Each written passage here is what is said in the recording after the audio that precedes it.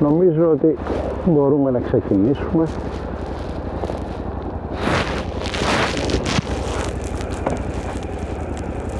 Τη δοκιμή.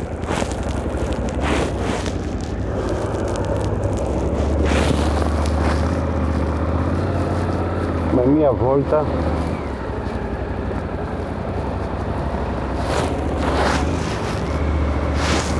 γύρω από το κέντρο της Αθήνας και ίσως μία βόλτα μέχρι τη Συγκρού.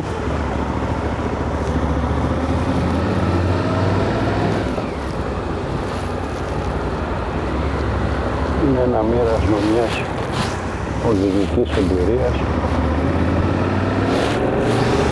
σε αυτή τη μεγάλη πόλη που επιλέξαμε να ζούμε.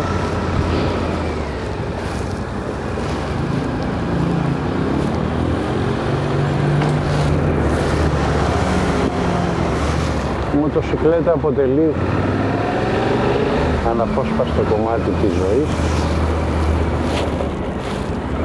για ένα μεγάλο μέλος συνανθρώπων μας στη μεγάλη πόλη. Ένα μεγάλο ποσοστό τη χρησιμοποίησαν εργαλείο για τη δουλειά του. Αυτό συνέβη και για μένα για πάνω από 30 χρόνια. Αυτή την εποχή που υπάρχει παραπάνω χρόνος ελεύθερος,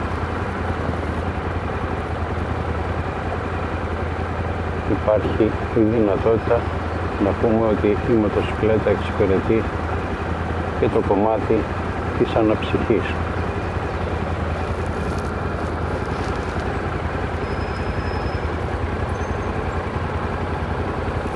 Ήταν ενδιαφέρουσα η χθεσινοβράδυνη εκπομπή του Μοτοκαφενείου που ανέφερε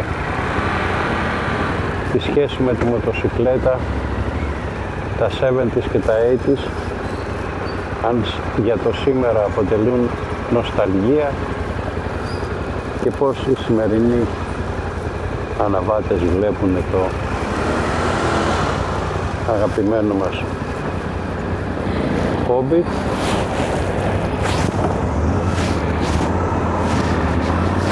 Σε αυτές τις δεκαετίες ξεκινάει και η δικιά μου σχέση με τη μοτοσυκλέτα. Πρώτα με ένα σε 50 που μεγάλωσε γενιές και γενιές μοτοσυκλετιστών και εν συνεχεία για πάρα πολλά χρόνια μέχρι σήμερα ένα XT2,5, το γνωστό μοντέλο του 82. Εγώ το πήρα την τελευταία χρονιά που πουλήθηκε από την αντιπροσωπεία εδώ το 1987. Συνεχίζει να υπάρχει. Μου δίνει ακόμα χαρά. Απλώς ακόμα αναρωτιέμαι πως τόλμησα τότε και πήγα μια εκδρομή με τη γυναίκα μου μέχρι τον Άσπλιο με ένα μηχανάκι κάτω από 20 άλογα. Μια τα βλέπετε και πολύ αντοχή.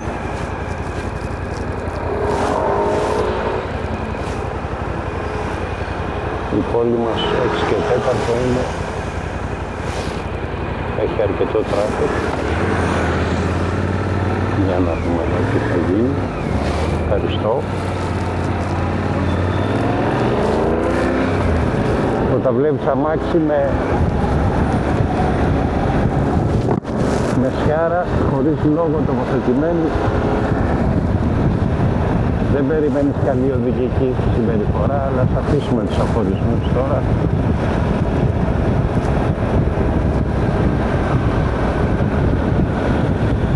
Και ας απολαύσουμε τη βόλτα, η οποία ακόμα και στη μολυσύχναστη πόλη πάντα αποτελεί ένα είδος ψυχοθεραπεία. Μια ψυχοθεραπεία που κυρίως την έχει ανάγκη ο άνθρωπος της πόλης.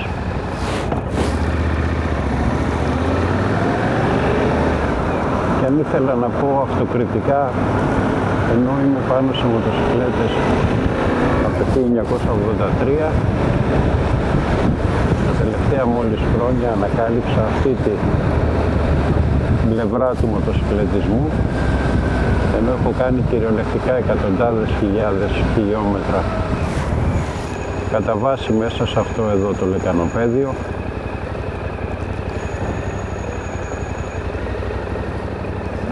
Η ανακάλυψη, αν το θέλετε, ή η αποδοχή του ψυχοθεραπευτικού ρόλου της μοτοσυκλέτας ενισχύεται συνέχεια στη συνείδησή μου. Αυτό με έχει οδηγήσει να παρακολουθώ με μανία YouTubers. Αυτοί με ενέπνευσαν άλλωστε στο να πάρω μια κάμερα και να καταγράψω τις βόλτες μου. Προφανώς δεν φιλοδοξώ να γίνω YouTuber, απλώς έχω καταλάβει ότι αυτός ο ιστός μπορεί να γίνει ένα καλό μέσο για να αποθηκεύεις τις εμπειρίες σου, τις σκέψεις σου, και καμιά φορά, όπως τουλάχιστον έχω αντιληφθεί, μπορεί να κάνει καλό το να τις μοιράζεσαι με άλλους ανθρώπους, οι οποίοι κατά βάση και με βάση τη δουλειά μου που μου επέτρεψε να γνωρίσω πολλούς ανθρώπους σε πολλά μέρη του κόσμου, οι σκέψεις, οι οπτικές είναι αντίστοιχες.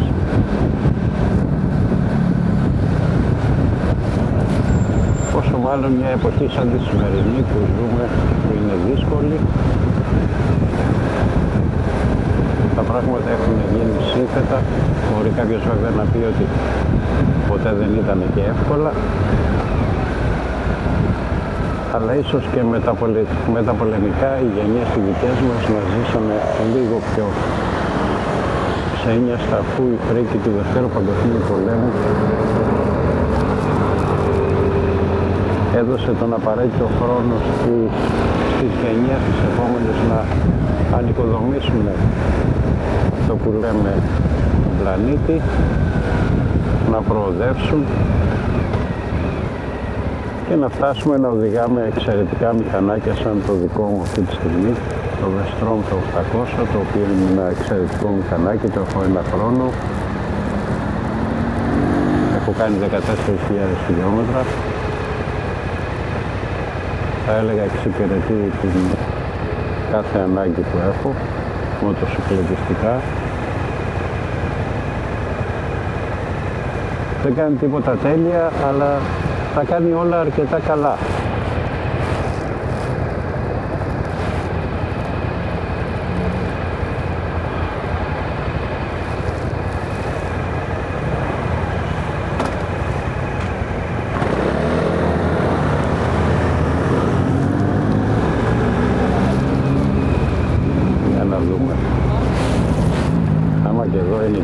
Τα πάντα, μάλλον κακή επιλογή χρόνου για βόλτα.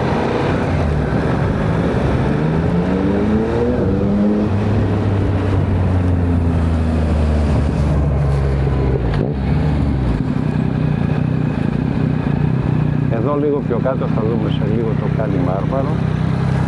Δεξιά μας είναι λίγο πιο πάνω το Πολεμικό Μουσείο. Αριστερά βγαίνει στην Κεσαριανή.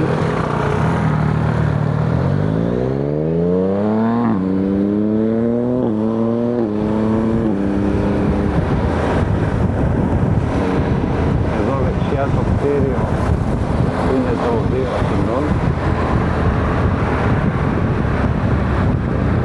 Ένα εξαιρετικό μέρος, έχει μια φανταστική αίθουσα για συναυλίες κλασικής μουσικής.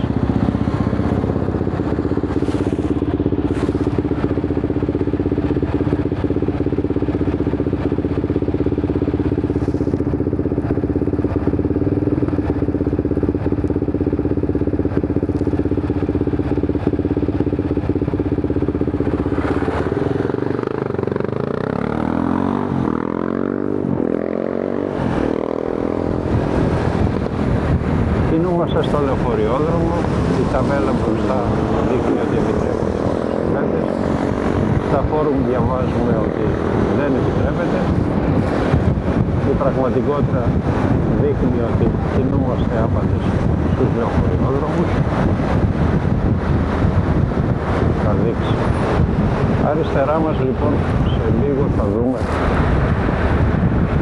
το Καλιμάρμαρο. Είναι το στάδιο στο οποίο το 1896 έγιναν οι πρώτοι Ολυμπιακοί αγώνες της νέας εποχής μετά την αρχαιότητα.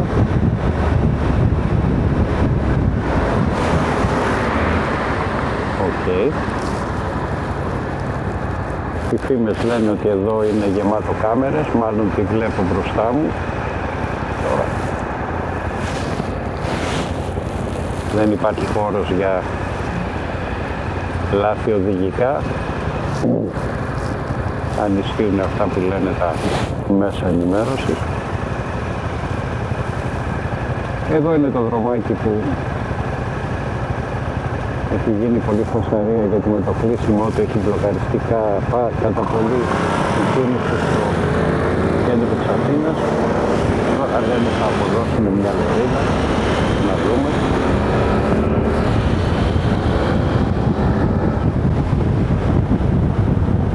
Οκ, αρκετά καλά. Εδώ είναι ο δρόμος του τραμ.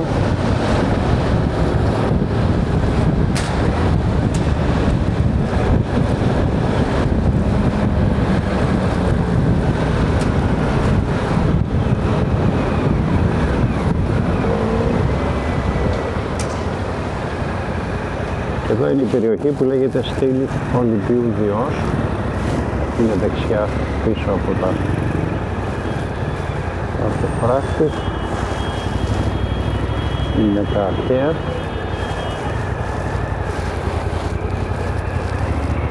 Εδώ έγινε κάποια στιγμή μια φανταστική συναυλία του Βαγγέλη Παπαθανασίου, που δυστυχώς δεν κατάφερα να τη δω.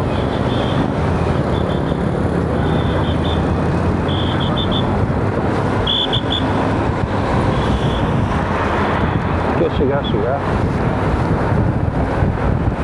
θα ανηφορήσουμε προς την αρχή της Λεωφόρου Συγκρού.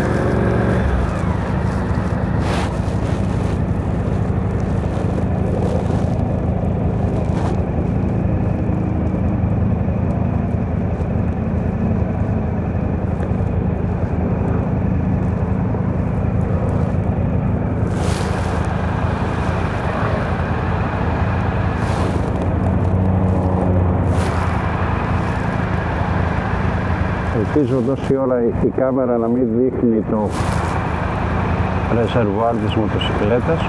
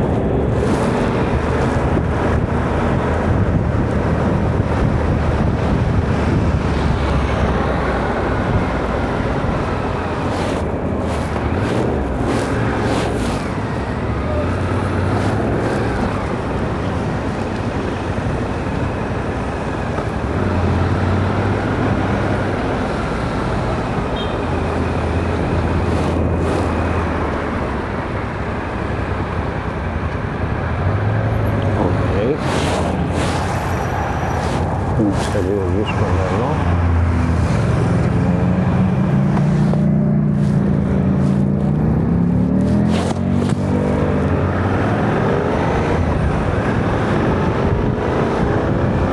Και εδώ είναι η περιοχή Ολυμπιακή. Εδώ ήταν για πάρα πολλά χρόνια η διοίκηση της Ολυμπιακής. Και αριστερά το παλιό εργοστάσιο Fitch, το οποίο έγινε μουσείο σύγχρονης τέχνης. Για να δούμε τώρα εάν λειτουργεί η κάμερα. Είναι μικρή κάρτη.